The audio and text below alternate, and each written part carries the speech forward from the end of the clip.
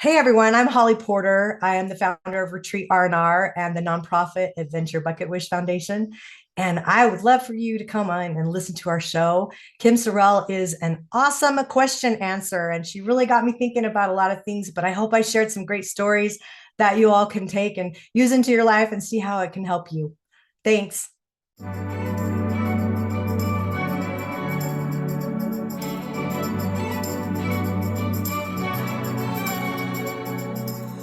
Welcome to the show. I'm so glad that you're here. You're going to be so glad that you're here. I am Kim Sorrelle, and I'm a speaker. I'm an author.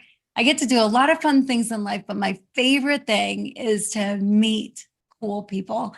And today is no exception. I have got a guest who you're going to love, who has been through some things and is so resilient. And yet, even with the crap that she's been through, has a smile on her face and a glow about her and is inventing and recreating and doing so many cool things. And so, Holly, welcome to the show. Thank you for having me. Happy to be here. Yeah, well, I'm so glad that you're here. So we're going to get into all the really cool stuff that you did and into your story and whatever and some of the hardships, unfortunately, but the resilience of it all. But I'd like to start out with getting to know you better. I let everybody get to know you better. So can you tell me about 8-year-old Holly? Oh, 8-year-old. I don't Yeah. remember her. That was ages ago. I'm no spring chicken. Oh gosh. I was a feisty kid. I was a redhead through and through. So I've learned to calm myself a lot more than I was as a kid. I was a gymnast. And so I loved everything about that. But I was really bullied as a kid. So 8 years old was pretty rough times. I had two best friends, and my best days were when they were fighting because I had two best friends, right? Yep. Yeah. I Yeah. could pick who I wanted to play with, but there were some sad days. I can remember crying, going home crying a lot. And I was a middle child back then. There's 9 kids in my family. I'm number three, but back then, I was always kind of that middle child. And I mean, I'm no victim, but it was some hard times I had to overcome for sure, starting clear back at 8 years old. Wow. Wow. Okay. So that's tough. That's not fun or easy. And a ton of kids in your family. So how close were they together? Like your Oh closest my God. siblings in age? So my mom had 5 kids in 4.5 years with a set of twins. Oh my word. So I God was, bless your yeah, mother. 4.5, 3, 17 months, and brand new twins. Can you imagine? No, I I don't know can't. what mother could handle that in this day and age. Yeah. Yeah. Seriously. No kidding. No Yeah, kidding. Oh my word. So close in age. So you very. had like somebody above you in school, somebody below you in school, whatever, just kind of going through it. And Yeah. yeah, yeah. So what was it like for them? Were they bullied? Did they see that you were being bullied? Did they go beat up the bully? Or It's interesting because the first 5 of us, I almost feel like we were like a separate family, even though there wasn't a lot of age difference from the next one born after that, might have only been a couple, 2 or 3 years. But there was 5 years between my youngest. So there's 10 and 12 years between the youngest two and me, so Hmm, there was that little space there. But I feel like we were almost raised totally different. No, I don't feel like, I mean, they're going to have their own story. I wouldn't want to say their story. That's not my place, but I don't remember that being the issue for them as much.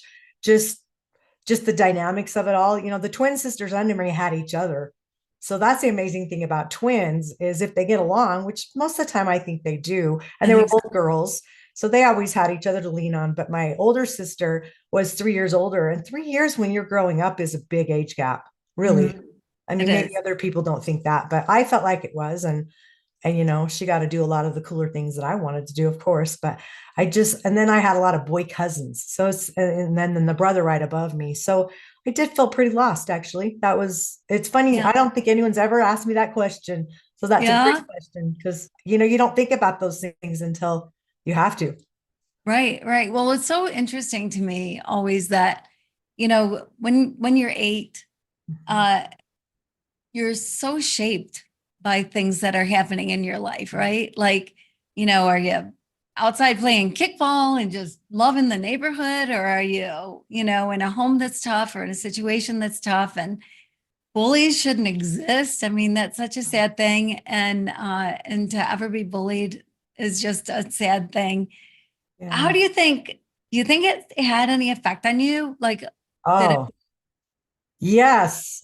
More as I got older, I realized when you start, I just started doing a lot of personal development later on in life. And after I ran for political office. We don't have to go there, but, a couple times. And so I found out that wasn't my journey very early on.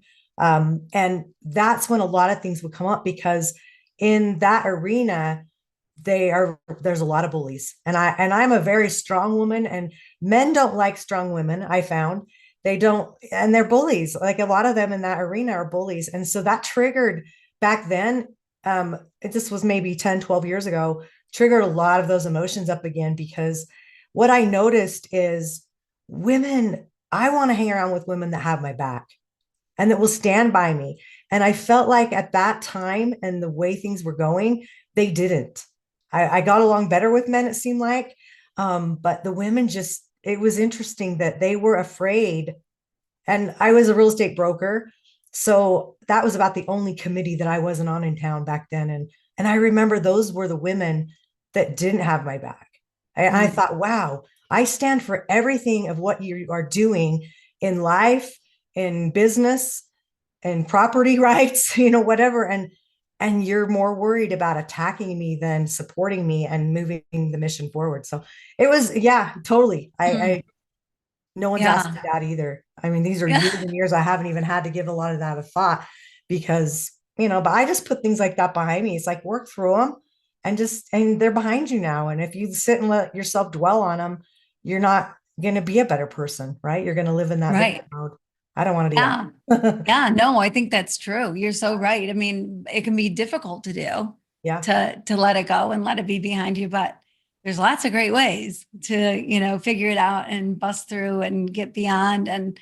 realize, that bullying, that's on them. That's not on you. Right. I mean, that's their issue. That's not your issue. And so when you feel like you're getting attacked, it's like, well, how sad for the attacker, What I that. have wondered, I will share, is like where they are in life now. I mean, I've even tried to look them up on Facebook and just because I would love to have my adult self now have that conversation with them. I'm curious how they felt like they were to me. And because like I said, they weren't just my bullies, they were my best friends. So how do you Yeah. have best friends that treat you like that and to let you be treated like that? My sister ended up naming a couple of her kids Rebecca and Rachel, and their names were Becky and Rachel. And Mm, it's so funny because like I said, it was so behind me that she said, I really struggled because they were so mean to you. I really struggled naming my kids those names. And I never looked at it that way. I loved them for who they were and didn't think, oh, I hate that name because they were so mean. I think I'd just gotten over it by then. It didn't bother me. But it was interesting that my sister brought that up later. yeah, yeah, that is interesting. And then use the names. Yeah, so your sister knew it Yeah. was happening, so it's pretty obvious. But it would be really interesting to talk to them. Sometimes I go to class reunions and I hear people say, "Oh, remember that time? I felt bad about it all these years," and I'll go, "I have no idea." A lot of times people don't remember, but something like that, you would think they But you remember don't it. realize how much it shapes your life. And there was a Mhm. gal years as an adult. She worked for me I had a salon and spa for 20 years. And I guess somehow she hated my guts. I don't even know what happened, what I did. I'd never even given it a thought because I didn't know. Right. And I Right. would never purposely hurt anybody. I mean, that was a horrible. And we ended up in this personal development 12-week course where you were digging deep in some personal stuff. And she was struggling whether to stay in it because of me, which broke my Oh, heart. And later we became wow. very good friends. And she actually came back and worked at my salon again. And, we ended up really, really close. But it was interesting how she just was like, I hated you. And I thought that was her issue because I honestly didn't even know what I had done. I still don't really know what all the problem was. It was within her. She worked through it and we ended up being pretty close after that. And then she Yeah. passed away a couple years later. So that Oh, was really well, I'm sad. glad But it worked out though before she yeah, I'm passed glad away. So it's, I may have yeah, never known had that or not yeah, happened. Yeah. yeah. Yeah. Yeah. It's interesting, isn't it? I mean, because everybody has a different experience, even within the same family. Kids have different experiences, right? And remember things differently from their childhood and whatever. It's kind of interesting, I find, with my own children that Yes. they, same story. It's like, were you both really there? Because then, how Well, can then it as be a so parent, different? we listen and find out all the stuff that happened we didn't know about. And you're like, where was I? No kidding. No kidding. Checked I was out. on I the don't couch in remember the family anything. room. I thought you were home. Yeah, whatever it is. It's true. Yeah, yeah. So, do you think it made you resilient? Do you think the incredible resilience that you have developed, had in life, do you think any of the bullying helped with that? I do. I think it made me a lot stronger of a person, made me have to stand on my own and face my own challenges myself because it's like if you're not going to stick up for yourself, who really is? You Mhm. don't have someone there. And the sadly when people do have someone there, especially the parent, the helicopter parent, let's just say, I feel like those kids, that's such a disservice to those children to for a parent to handle everything for that child. I mean, I'll go back and tell you one day. So we were always in the same grade from kindergarten. The second one moved in first grade, and clear till fifth grade we were in the same class. Except third grade, they put me in a different class. They put those two in the same class and me. I was devastated. I mean, I was like, how dare, we go together. We're the threesome, right? And so I ran away at lunch one day, the first week into school, because I just was not going to stay in that class anymore.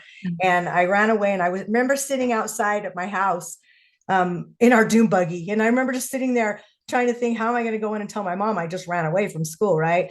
So I finally do. And my mom actually had my back. I mean, she had all these children, but she really did. She had already gone and talked to the school. She hadn't shared that with me. I remember earlier in that day, the principal coming to the back of our class and just sitting there observing. I didn't know why she was there. Come to find out, she was just trying to see the dynamics. And I ended up getting my way. I got moved in with them. And, no teacher ever said, don't put those three together. I'm surprised, actually. But I got put in their class and enjoyed the rest of the school year and was happy. And the teacher, I felt bad for her because it was nothing with her. It was just, I didn't want to be left out. I didn't want to be that third wheel. And it's interesting how being that third wheel, I created those scenarios and those situations all throughout my life. Mm. That's that Yeah. threesome, like it just, yeah, it's interesting. Yeah. Watch That that is pattern. interesting. Yeah. Yeah. It's crazy. Crazy is probably not the right word, but interesting. Yeah. We've used a lot, but it is interesting how things from your childhood Mm-hmm.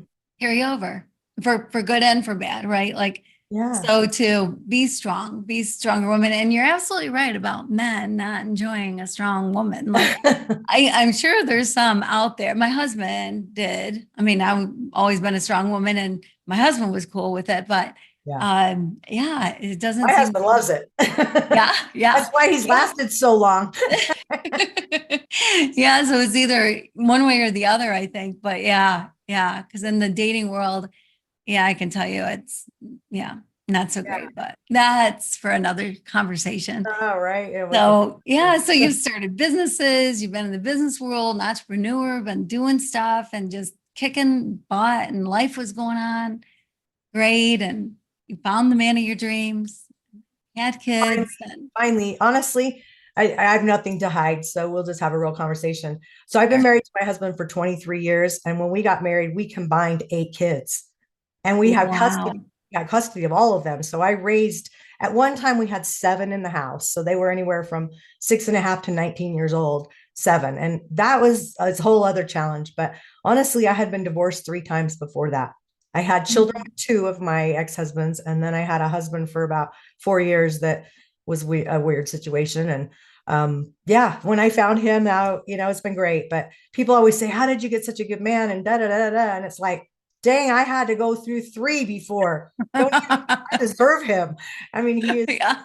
yeah, I always tell him he's going to have to die to get out of this marriage because I'm not going anywhere. I mean, he's a very good guy, my best cheerleader. And, there were a lot of lessons to learn in that. I don't think I married the wrong men. I think I needed to marry them to learn what I needed to learn. And when Mm. I was done, it's easy for me because it's when I'm done, that's it. I'm willing to go to counseling. I'm willing to pray about it. I'm willing to do whatever. But when that answer is there and it's over, I'm not wasting any more time. That's just how I roll. Right. So, Yeah, yeah, yeah, yeah. Well, it's good because because some people do linger yeah. uh Or stay longer. for And children. And I think sometimes that yeah, can be the worst thing you can do because the damage you're doing at letting them see a bad situation and a bad relationship, that's affecting them more than showing them you're strong. And this is why. And sometimes I think parents hide the reasons. And, Mhm. maybe if it's an affair situation or whatever, the kids don't always need to know that. But, there's Yeah, all different reasons we do things. And I think sometimes we think we're doing something to our kids for one reason when it's really ends up doing more damage on the other side. right. Yeah, yeah. Good point. So true. So true. Well, I'm glad you found the one. Me too. Yeah. And then, what's the movie? Something about a dozen, and it's the Oh two yeah. families that cheaper by the dozen. Yes. Oh, Yes. cheaper by the eight, cheaper by the 10, whatever, kind Well, of we that had scenario. our kids, my second daughter, and it's no secret. So I'm not telling any secrets. My second daughter and my husband's second son, 2 years after we got married, they married each other. Oh. You would be shocked at how often that happens. You put, teenagers with hormones in the same house and they're not blood related. What do you expect, right? Right, They right, were married about 5.5 years, had one child. She was about 1.5 when they split up. But that was tough on our family because it kind of splits up the kids because the kids kind of side with their biological sibling. And so there were some challenges, but like I just look at it and say, you know what? We can go through anything after some of the things we went through with all the kids. And it doesn't get easier when they get married and leave the house because now they have adult problems. And I'll tell right. you what, you're always the parent. And Uh-huh. I'll tell you, adult problems are a lot more challenging. You think they're hard when they're 2, 3, 16. They can be adults and be a lot harder. You're still It's so going to true. worry. Then you wish that you had the 6-year-old problems, right? Oh, Yeah. yeah. Because back then you have to do what you say somewhat. And when they're Mhm. adults, they don't.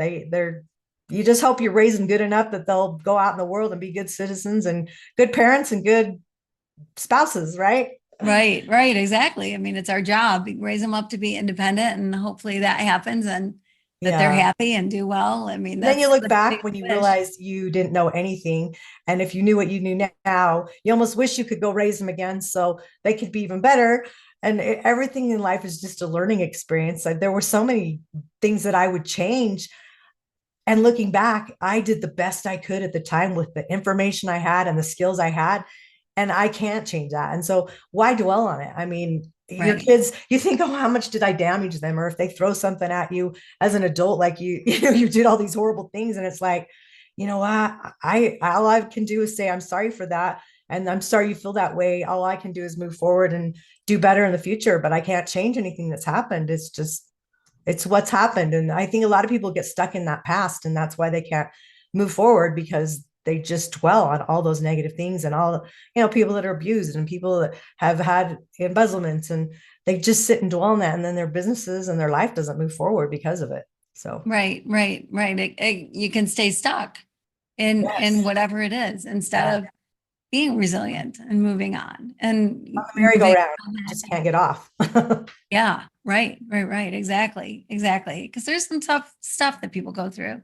Yeah. And so, yeah, it definitely changes your life, the way you deal with things and the way you approach things. I was talking to somebody earlier today, and he said, there should be nobody in this world that ever makes you unhappy. Hmm. And I went, oh, yeah, tell me more.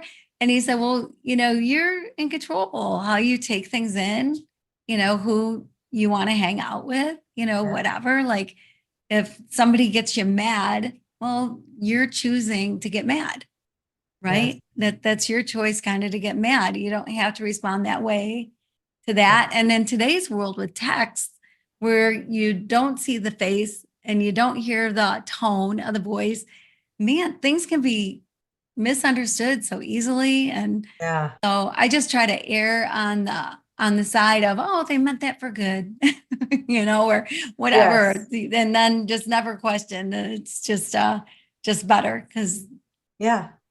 but it's Well, and true. you'll love the words for what you do. You'll love the words. When I was in my coma with all my experiences I had in the last 3 years, um, I was told in a near death experience, love them where they're at. And just saying the love them where they're at Mhm. the end changes the energy around it. It changes judgment. It changes everything. You can't change what people only know, right? Or what Right. they've learned.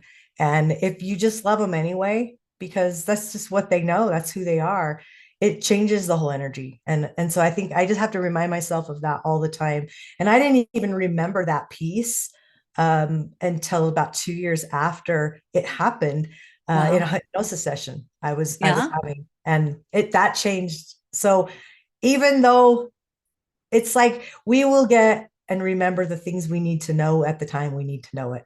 Yeah. True. I think that's true. So let's backtrack and talk about the coma and talk about the near death experiences. COVID was not your friend. It wasn't anyone's friend. I mean, let's be No, honest. no. It was Right. nobody's friend. We all suffered. I'm not Yeah. on that check mark. Yeah. Right. It's Right. got me a little harder. Yeah. Yeah. No kidding. So tell us the story. Yeah. Okay. So I went to a conference and we were just starting to travel, so people were excited. They followed all the protocols. They did what they were supposed to. I don't fault anybody. I'm not even sure where I got it while I was gone at the conference, whether it was the airplane or somebody from the conference. But I started getting sick Saturday night, and I came home Sunday. And I remember, we were all wearing masks. I was on the airplane. I just think back, I feel bad because I end up with the Delta version. I just think how many people on that airplane did I infect? Because I didn't know I had it until like Tuesday. Came home, took a nap for like 3 hours. And I remember waking up saying, that was the best sleep I've ever had. I mean, it was like, oh, it felt so much better, but I was really sick. So Tuesday, I had to pitch to a group that had a billionaire backer for a new company that I was creating in tech. And I had never had a tech company. I've had 11 startup companies, but never in tech. So like that's been a whole new, like learning language, everything from scratch. The masculine energy, everything has been like just different.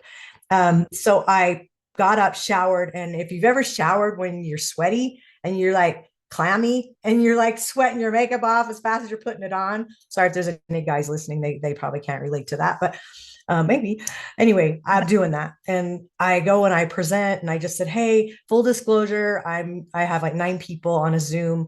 I said I'm not at my best. I think I've got the flu, but I just didn't want to reschedule because 9 people's a lot to reschedule. So I Mhm. gave my presentation, and then I went home, and then that day I tested, and I hadn't even really considered it. My sister actually said, "Do you think you have COVID?" I'm like, "Oh no, I never thought I would get it. I was super healthy, no real health issues." So she brought me a test, and we were actually living in a fifth wheel behind my dad's house, which is like a spa. We weren't roughing it, trust me. And Yeah. we had a house under contract we were waiting to get into. And so she sets it outside on the steps because we didn't want anyone around us, right? Of course, I infected my husband when I got home. He was about 2 days behind me on his testing and took it. And yeah, of course, it was positive. And so I stayed in there for a week. I never left. A week in the fifth wheel, and was super sick. And I'm a natural healer, so I'm not a big fan of hospitals. And you hear all the worst, and you get put on a ventilator, check yourself out. That's it. That's kind of the end. Well, I finally woke up intuitively 1 week later and woke my husband up. It's about 4:30 in the morning, and I said, I'm in trouble. I feel like I have an elephant sitting on my chest. I can't breathe. And we didn't have anything to check our oxygen. Somebody had brought us a tube of ivermectin that looks like toothpaste. And, but I was way past that point. Nothing like that was going to help me at that point. So got into the hospital, and my husband somehow miraculously drove us there. And he was really sick too, but we cared so much about others getting sick from us. We didn't even want to call an ambulance. So Mhm. he drops me off at the front, and he said, by the time he parked, we all know how slow the ER is, right? By Mhm. the time we parked, he says, I walked in and they already had you in ICU. That's how fast Wow. they knew Wow. my oxygen was 63 and I was in big trouble. So for 4 days, they must have known that oh, and then my husband had to turn around and go back home. He couldn't come in because he had COVID. Right. So I started that in 4 days. Everybody was videoing me and stuff. One person could come and stay there every 24 hours. So I had my two twin sisters younger than me. They lived in the same town, and all our families really within an hour away. But they started taking 24-hour shifts. And I know they saved my life by doing that, because not just for the accountability, maybe, of the hospital staff, making sure things were done, but I think just me having that support. I don't really need somebody there, but for some reason I did, and they knew it. So they stayed, and day 4, my sister, I remember having my husband on a video, and they wanted to put me on a ventilator. And I remember, nobody wanted that to happen, but I listened to the call even now, and I cry for myself, because I think what a hard decision. Nobody wanted to make that decision. And they let me make it. And I wasn't really in any frame to make it, but I could hear myself saying on there that I'm going to have to take my chances, because all I know is that I can't breathe. So it's either they said your organs are going to start failing, or, we do this. So I got on a ventilator. They were putting me in a coma, I think. So I was in the hospital a total of 70 days. So That's a 70, 70, no 70 short days. stay. Yeah. And Wow. I was actually put on a ventilator twice. They took me off and put me back on. And then I had the trach. Um, and then I could talk after that, when I had that. But that was towards the end. I didn't get put on that until probably 3.5 weeks in. So I think I was on some kind of ventilation, from looking at my records, about 52 of the 70 days, feeding Wow. tube for 63, a coma for around 30, 31, something like that. And I liked being in a coma, because trust me, when you can't breathe and you are sick, and I couldn't even hardly move. I mean, it was a miracle when I could pick up my phone. It was a miracle when I finally could pick up my iPad, which was like 5 or 6 weeks in before I could even lift it. I was Wow. that weak. And just so you understand how awful it was, at one point, I lost all 5 senses. So they tie your hands to the bed when you're on a ventilator, so you won't pull it out. I Oh, had I no didn't desire know to do that. that, by the way, but they don't know that. But I knew Right. that was saving my life. So I was okay with that. Would have rather stayed in a coma, because then you're not dealing with. So I couldn't touch anything. I couldn't smell or taste because of COVID, taking that. I'm more than 90. I mean, oh, probably I'm way past legally blind. So if I didn't have my contacts or glasses on, I couldn't see who anyone was unless they were 8 inches in front of my face. And then they had a hat, a mask, and a gown on that was all yellow. So all I saw was people's eyes. And so I had to Mm. figure out who they were when they're talking to you right here in front of your face. And so I couldn't see. And the ventilator took 90% of my hearing away. They don't know why, but all I could hear was like the Charlie Brown, if you're old enough to remember that, Oh, yeah. school teacher. Wow. Wah, wah, wah. Mhm. That's what people sounded like when they were talking to me. So I Wow. was really happy to be put in a coma, because I was miserable. And I prayed many of those days for God just to take me. It was like, then it was like, if you're not going to get me out of here, then get me better. It's just like, this is how Right. it is. Remember, I said that earlier. I'm just like, it's a decision one way or another. We're not going to do this in between crap anymore. And so that's when I had a really spiritual experience. And I knew without a shadow of doubt I was going to live. I knew it wouldn't be easy, but I knew I would live. And that changed my thought process, obviously. And so a little more willing to fight when you're told to fight, right? Exactly. Exactly. So interesting that I'm so sorry you had to go through this, first of all. I mean, my word, holy cow. It is amazing that you lived. And there were times, I'm sure, where they were saying, yeah, Oh, it's not looking good for you. And huh. uh, what that would do for your sisters, who were so wonderful to be there for you, your whole family, your kids, your husband. I mean, to know that you're on the brink of death, Mm. and every day kind of wondering if they're going to call and find out you're okay or what's going on. Had to be so hard. Meanwhile, you're thrown into this coma, and then you have an incredible spiritual experience that I can't wait to hear about. Oh yeah. And there's so many, like, would take tons of shows to even tell you all the experiences I had. But so there's 3 things. Let me just explain them, because I didn't understand this. Took me actually oh, probably a year and a half later after I got out of the hospital to understand there are three things. Maybe there's more, but there's three that I are clear that I know and understand. There's an out of body experience, and then there's a spiritual transformational experience, and then there's a near death experience. And I had all of them. I had a whole bunch of out of body, one spiritual, and one near death. Yes. So I'll share the spiritual one Yeah. since we were kind of talking about that because that was really the game changer as far as it's the shortest to tell. And it was just so clear. I thought it was a near death. I didn't understand there was a difference. But I feel like when you get a spiritual transformational experience, maybe, I don't know, they seem so similar too. But one, you're really almost dying. And I think a lot of people have what they call a STE. I think they have those when they're not even almost dying. I just think there's a lot of people that can have these experiences in different places, even meditation.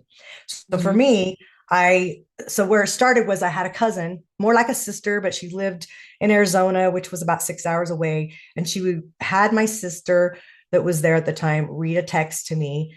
And I wasn't doing very well.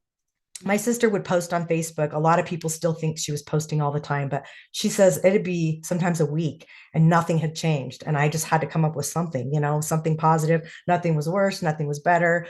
But they were trying to be realistic too, because they knew I had friends all over the world that's the only form of communication they had to know what was going on because they didn't know how to Mhm. get a hold of anybody in my family, including my husband. So they were hanging by a thread listening. And she read this text, and the gist of it was basically she had had a spiritual experience with some family members that have passed on. And she's really a feeler. And so she asked in her prayer, as she was praying for my husband and I, if she could know who was there. Like she felt spirits with her, and could I know who they were? And so one by one, she put all the names and she put this experience. She said, I normally wouldn't do this in a text, but I know she's not doing well and I want you to read it to her. So I remember that. And my, that sibling rivalry kind of, I felt like I kind of had that because she was more like a sister cousin. Uh-huh. Well, I go back in my coma, I guess they put me back in because I wasn't doing well. And I remember being really ticked off. I remember just, that's not fair. Like, why did she get that experience and I didn't? Like, I'm the one Mhm. suffering here. This isn't fair. I mean, there was that total brat, coming out Yeah. in me, which I'm not. Oh, I'm not. I mean, I used to be more like that. I don't feel like I'm like that, but I remember just like, and oh, dang. And then, so my mom had passed away about a year and a half before that. Mm. And she came to me on my right side. And she actually was there quite a bit while I was in the hospital. And many healer friends that I have told me that. And they've always said the right side. Your mom was with you on the right side. And that felt good I mean, I knew it was true, but to have other people see that and feel that for me was kind of a confirmation that you're not crazy. Right. Yeah. So Right. she came to me, and that's when she said what you hear a lot of people that have experiences say. She said, it's not your time to go. She says, and you need to fight. And when she said the word fight, it's interesting because, go back to the bullies, and the fights there. Like I didn't like that word. And when she said it, I had I was laying in my bed. So the vision is actually in front of me. So my mom's here on my right, and in front of me, a whole row of everyone I could think of that had passed away was in white, like my grandparents, aunts, uncles. I had a grandbaby that had just died like 6 months before who Mhm. was brand new, but she was an adult and I knew it was her. And that was cool. I had a brother and then his wife, they had passed away a few years before car wrecks, and they all came and they started chanting, fight, fight, fight. And every time the Ford fight would come, I'd get a whole group behind them of people. So then my siblings appeared, then my kids appeared, my husband's there, my good friends. And it just kept going and going, going, as if you looked in a mirror as far as you could see back, just people everywhere, so many faces I didn't know. And later I realized, probably a year later, I realized that I had been put on so many prayer lists by friends of friends of friends, because everyone was suffering from COVID. Everybody had a heart for it. Most people had known someone who died from it. It didn't look good for me. And I think all those people I didn't know were all those people praying and letting me know that we got you. Like we're supporting you. And it was like such a defining moment because I knew by seeing all of that and hearing those words, fight, fight, fight, I knew that that's what I had to do. And I knew I wasn't going to die. Like it was like so simple after that. It was like, not that it was simple, it wasn't simple, but it was, I knew without a shadow of a doubt that I would survive after that. And Wow. my near death had already happened, that experience before, so this was more the time when, okay, you're going to get better, you're going to live. And anyway, so I felt Wow. so blessed to have that, because not only did I get to see all those people, but I actually had a painting commissioned, and they would only let me have 28 heads in it. So I took pictures of the people and then put the ones in white in front. So I had to like hand pick. It was really hard to pick 28 because I have so many siblings and kids. And anyway, I had it painted, just it's huge. It's like 6 foot by 4 foot, takes a whole wall in my healing room that I have. And it only means something to me, maybe, but it's still special. So Yeah, no kidding. Oh my word, what an experience. Yeah, here you are, uh, probably the worst health of your life at that moment, and to get that had to be so empowering, really, even though you were yeah, so weak. Like, did it did it change mentally for you? Like, did the whole sick game change for you in that moment? I think it just made me like, I feel like I always have had the gift of knowing. Everybody has gifts. And when people ask people with the gift of knowing, like, how do you know that? And I had that before. It was just like, I just do. I don't know how I know. I just know. And it was like that. It was like, I knew I would live. Like, I don't think it was spoken. I was told to fight. I didn't like Yeah, that word, but yeah, I knew that I was going to live at that point. Like, it was like that gift. mm, Because a lot of times when near death experiences, and including mine, people are communicating, but they're not talking. I don't know if you've heard that before. So your thought processes, and with this, I felt like it was more telling, it was just like defining. Whereas the near death was more people saying things, and you're communicating like light speed. Everything you're wanting to know, you're knowing instantly, you're hearing, you're seeing, you're being. And that's what was different between the two for me, was just the communication was so, it was a divine, both, all of it was divine, right? But right. to know there was just that differences for me that was interesting. Yeah, that's so interesting. I love that you're talking too about knowing, because I think, some stuff people can go, oh my gosh, it's all woo woo, or Yes. whatever. But the reality is, I think you're right. I think that people know, like, when you hear so many stories about people before the phone rings, know that somebody got in an Yes. accident, or know that somebody just passed away, or know, whatever, that feeling in your gut, or that, you feel it, Yeah. and you just don't call it knowing. But Deja that's what vu. it is. Women's intuition, right? Yeah. Yeah. And so I think some people are just more in tune, more open to that than others. But I think God's pretty cool that way. I That, think though, if I think everybody has that intuition within them, mhm, yes, some more, but I think it's because they are more in tune. I think for me, I had several people also tell me, because I was just go, go, go all the time, and I wouldn't sit still and listen. I wasn't a good listener mhm, to, and then I got told, God probably put you in a coma so you didn't have anywhere to go, and you had to sit there in your head, and you had to listen, and you had to fill this space, and you had to create what you're supposed to do. You had to be shown, and it took that long to get you to listen. I'm a little hard-headed, so but I think everybody has that. If everybody gets intuition of some mhm, sort. Everybody mhm. gets that gut feeling, or the should I do that? Shouldn't I do that? I Yeah. think if we would just go within and listen a little more, I think we can perfect that skill and gift if we really want to. Yeah, I think that's so true. So often it's a one-way conversation, right? We're Yeah. praying, and this is what we want, this is what we need, and we pray for so and so, and whatever it happens to be. Yep. And then amen, right? Yes. And then But we're not. God's probably waiting for you to stop talking so you can go, hey, daughter, hey, son, let me Yes. tell you some, let me tell you some things, whatever.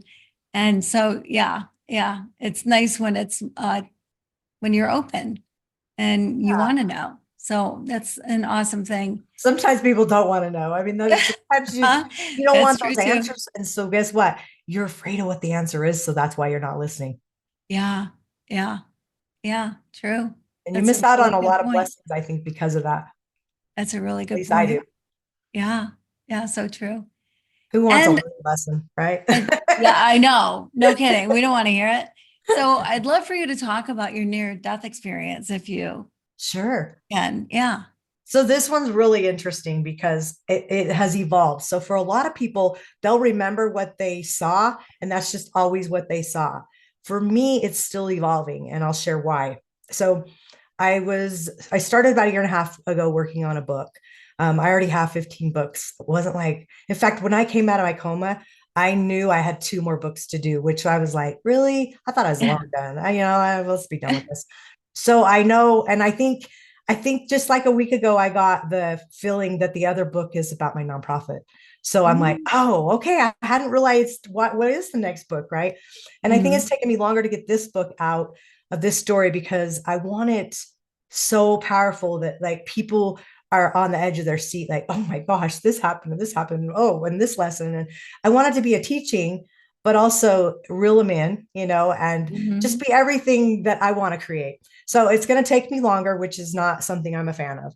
But um, so I'm doing all these stories and all these recordings with a gal that's helping me because if people suffer from brain fog from I have long Mm-hmm. COVID now too. Um, you'll understand what I mean. You're just like your brain just thinks differently. I'm very directionally challenged. There's just a lot of things that are still happening. My ears are Yeah. ringing all the time. So it's like you have to get the other noise to listen, right? I have to listen a little Mm-hmm. harder now. So I felt like some of those stories with the near death had gaps. The out of body I had, the spiritual transformation I had, but there was some gaps. And I thought, out of integrity, for the book's sake, I wanted to have those stories correct. So I called a friend that had certified me for hypnosis a few years before. And I said, hey, would you be interested in doing a hypnosis session on me just about my NDE? And that stands for near death experience, so that I could fill in these gaps because I want to be in integrity. I don't want pieces missing. And he stopped to think about it, which is so weird because I'd be like all over that one. I know, right? I had a Yeah. friend I did a multiple personalities hypnosis session on years ago. Coolest thing I ever did in my life. I talked to 4 different personalities and the body changed. Oh my gosh, fascinating. Sorry, digress. But it was cool. And I was like, you gotta think about it. What? Maybe you're not the right one then, whatever. Mm-hmm. He did it. He did it. So I went there and that was where, that was like the best thing I did because I remembered being in the light and all that part of it, but he filled in some of the gaps. So when I'm telling the story, I'll kind of flip and give you kind of the rest of the story, right? Yeah. So the funny thing is, in my out of body experiences, I took my bed with me almost every time. So I have a chapter called "Me in My Bed," and I know it sounds kind of dorky and funny, and it was kind of crazy, but I think subconsciously I thought if I left my bed, then I wouldn't get my body back. I think there Mm-hmm. was that fear. And I wanted it, Yeah. So it went with me. I even remember the ambulance pulling up to my room. My room was like a Connex, like one of those storage tote things that go all over trains and stuff, ships. It would pull up, it would attach to that. So then sometimes my whole room would go with me. And I'd go on my little out of body journeys for the day. And then it would bring me back at the end of the day and it would leave me at the hospital. And that's where I'd get all my care. Weird. So that was happening a lot. So when I went for the near death, I'm putting pieces together later. And I remember them wheeling me out in my bed. So they're pushing me out in my bed. And all these other beds are going too because we end up in this big, like, picture of football stadium with, the boxes at the top where Mm-hmm. all the wealthy people own and have parties up there and stuff. Well, we got those rooms because we were in beds. We couldn't get out to go. I'm picturing a concert, right? Because I remember Right, right, seeing right. a concert later. And then listening to my words later, not putting it together, and why my sisters didn't put it together at the time, I'll never know because the words I was saying is like, how would you not know that wasn't a near death experience? Like, I don't get it. But at the time, we're all getting there. And so I ended up going in my bed. And later I thought about it and I thought, wow, like half the people were dying in the hospital when I was in there. I think those were people dying with me. I mean, Mm-hmm. that was weird to think that we were all on our way of dying, right? So I Mm-hmm. remember getting out of it and I remember coming. um, being at like this concert that was just, and it was like not just stadium lights, it was like the brightest lights I've ever seen. And it was just, I mean, like I was using words like it was glorious, and it was the best concert I ever went to, and they sounded like angels. I mean, I'm saying these words, they sounded like angels, and I knew the words to every song, and everybody was communicating but nobody was talking, and they're floating around, and I'm like, as I'm repeating this later, all these words, I'm thinking, how did I not put this together faster, right? Yeah. So I remember all that, all this stuff. I remember when I came back though, my sister was there and she just told me this story just a few months ago. I said, tell me what you remember. And she said, so I had this alphabet and I had to point at letters, barely could even move my hand because I had no energy, Mhm. point to spell. And sometimes it'd take me 2 hours to spell one word. And I'd be so exhausted from, I didn't want to say what I wanted to say because I was so frustrated because nobody can understand anything I was trying to say. Mhm. So I was must have been doing a little better because they were coming in to exhibit me, but I didn't know that. So I came out of the near death experience and I'm spelling out KID. And she goes, "Oh, you want me to tell your kids something?" No, she's like, "You're like NA." And she's like, and when I said P, she was like, "Kidnap." She says, "I wanted to throw up because I ran an errand and I thought, I left you. What happened while I was gone? Why are you saying kidnapped?" So I always felt kidnapped and I never could figure out, like, how do you come from this glorious, fabulous place and feel kidnapped? Mhm. Why would I feel kidnapped? Okay, so I just figured this out a couple of weeks ago. So I've thought this all along, but so there's, like I said, a whole bunch to this story. So I never could figure that out. And I do the hypnosis session, and it's already, 2 years later after. And I had had the most horrific 2 years after I got out of the hospital. Like everything times, I mean, divorces, everything you could think of that had ever happened bad in my life times 10. And I'm not kidding. I prayed so many of those days I would have died. I was like, why did you save me to put me through this hell? Like, why? What? I have a purpose. Why am I going through this 2 years of horrible things? And it was with grandkids and a brother basically stealing one of my grandkids and DCFS letting him get him adopted when we wanted him. I mean, it was just like Mhm. horrible, horrible stuff, which I know now were those lessons I had to have because of what I need to do, right? And you don't know that when you're in it. So I'm having this near death experience. I mean, I'm having the hypnosis. I'm just coming out of this horrible 2 years, but I'm kind of at the better part of it now. It's like, all right, it's behind me. It sucks. I cried every day for 2 years and I'm not a crier. I was just such a wreck. And he does this hypnosis session. He's the one that tells me the love them where they're at. That was where I was hearing that in my life review. My life review, I remembered, but I didn't remember, a little more details. And he gave me a few more details on that I remembered. I mean, just asking the right questions. I only had to see the good I did. And I think it's because emotionally I couldn't handle, there's lots of bad, but I don't think God needed me to see that because my heart couldn't take that at that time. Mhm. Because I will say one thing, this is a big thing for people to remember. We have to experience when we die the pain that we cause somebody else.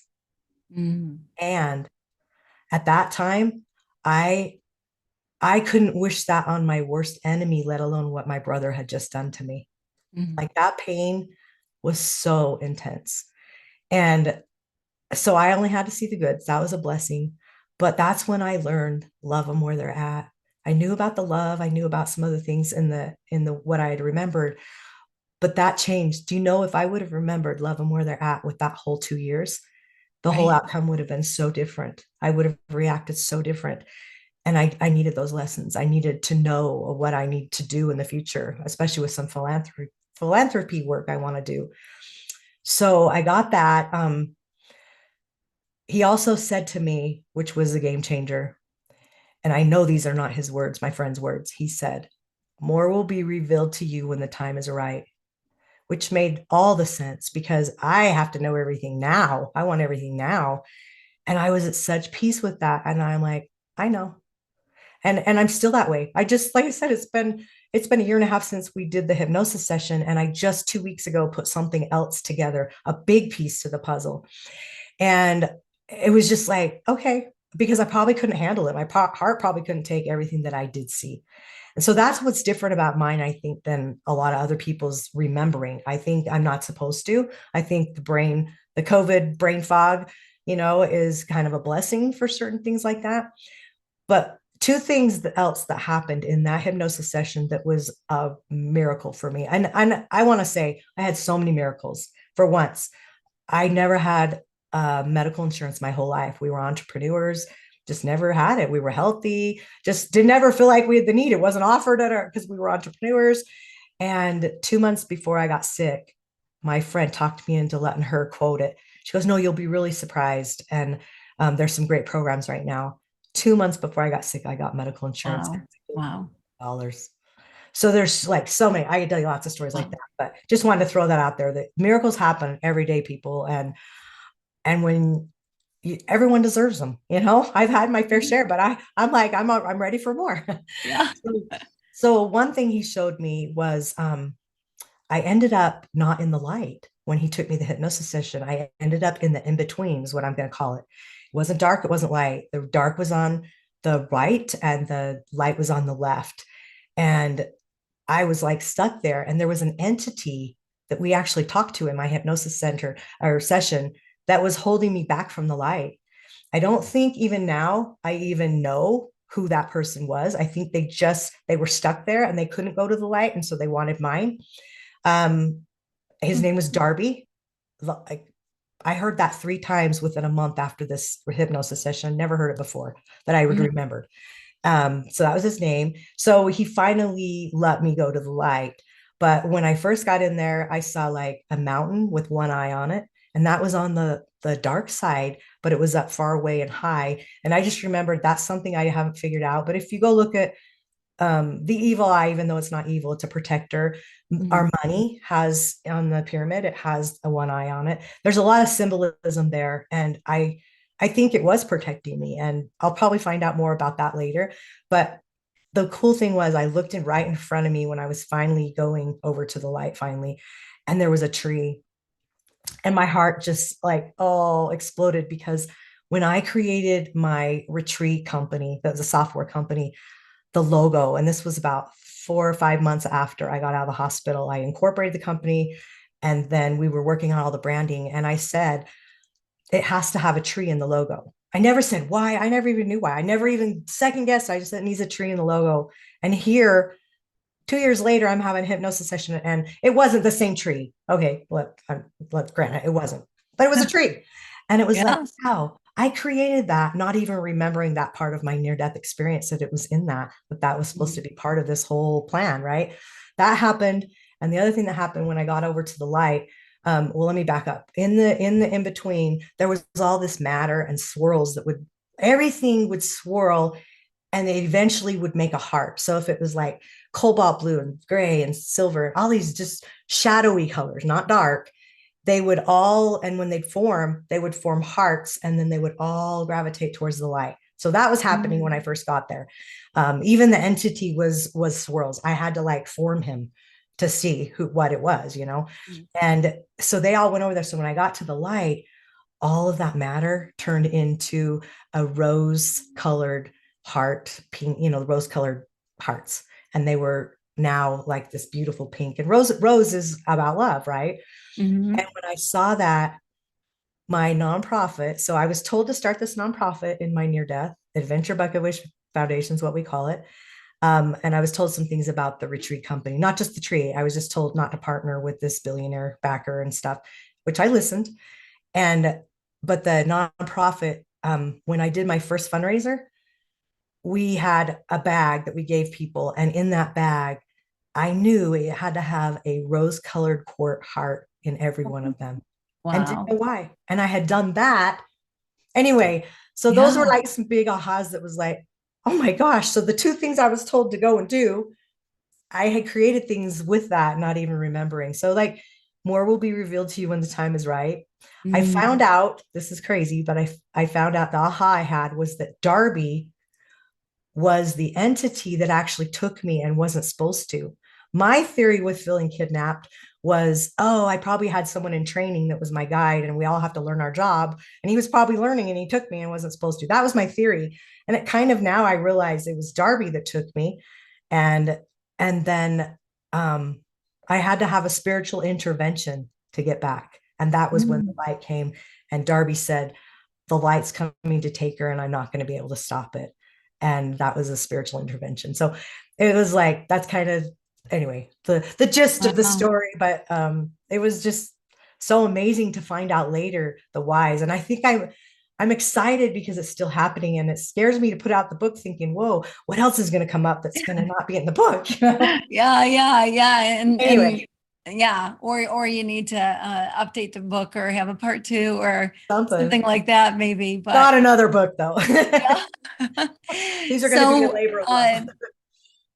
we only have a few minutes left, but I want you to tell me, thank you so much for sharing everything. Thank you, thank you, thank you for being so vulnerable and willing to share. How did that change how you see life or how you do life? Did it, what kind of effect did it have on you? Oh, so much. I looked at things a lot different. I went immediately though into the 2 years of what I call hell. It's like, how do you survive heaven? Come back and have to come to this. I know Yeah. now I didn't get a choice to come back, Mm. right? I'll tell you what, I probably wouldn't have. And I Yeah. think that's when people wonder, oh, I wonder if they got a choice and they stayed. I promise you that's why they didn't come back because it's a lot better place. And I wasn't afraid to die. I was like, I can help my kids way better from the other side. They're adults. They don't have to listen to me now, right?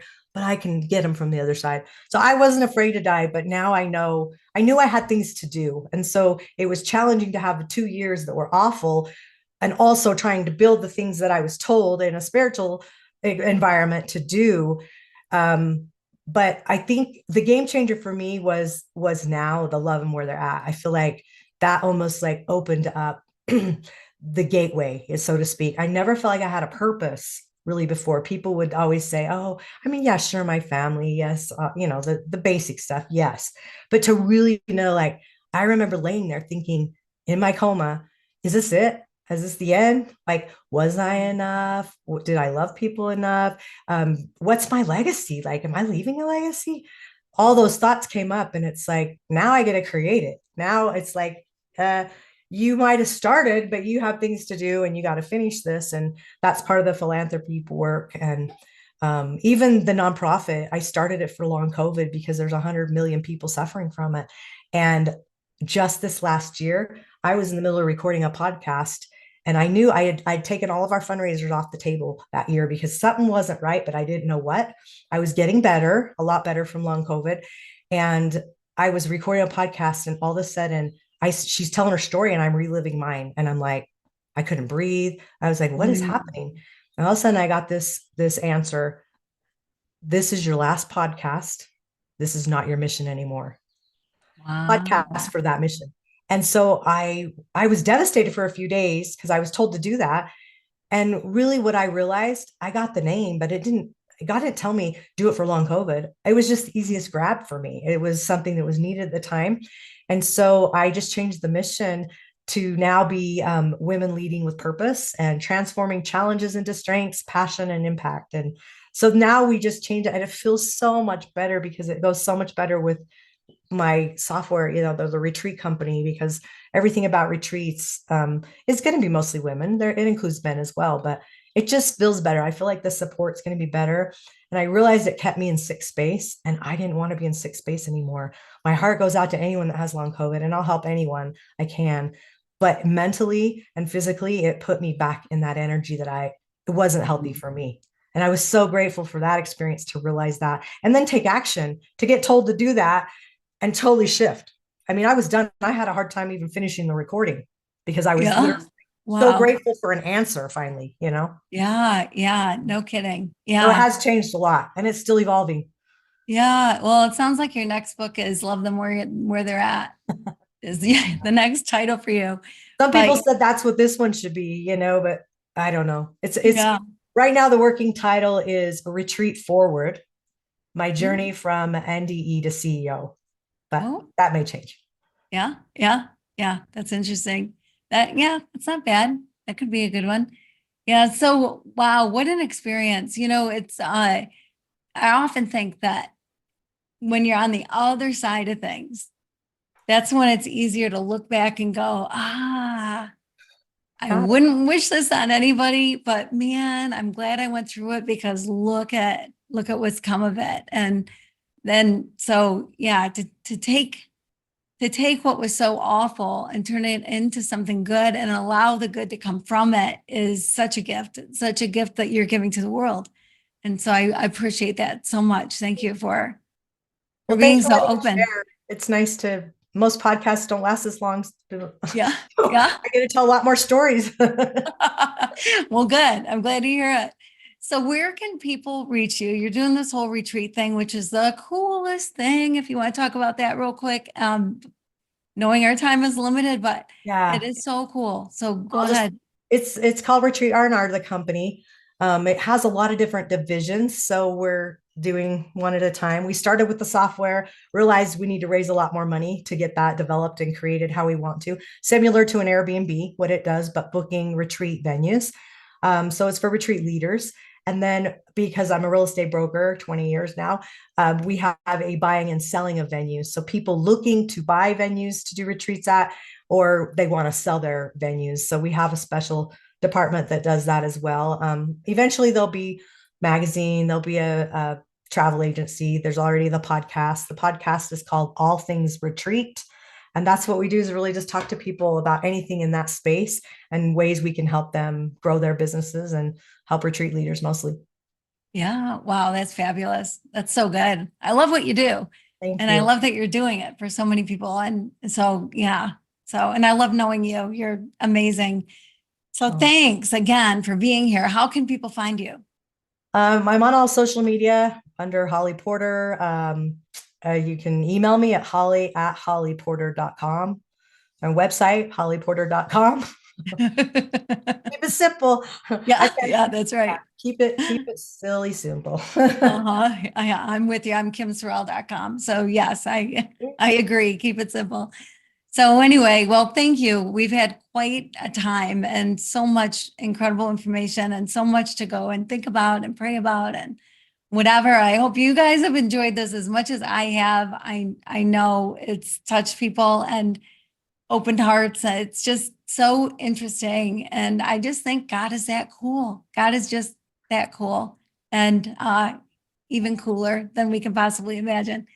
So thank you for being here. Thanks for joining us. And until next time, I just want to say keep your heart open and live your love loud.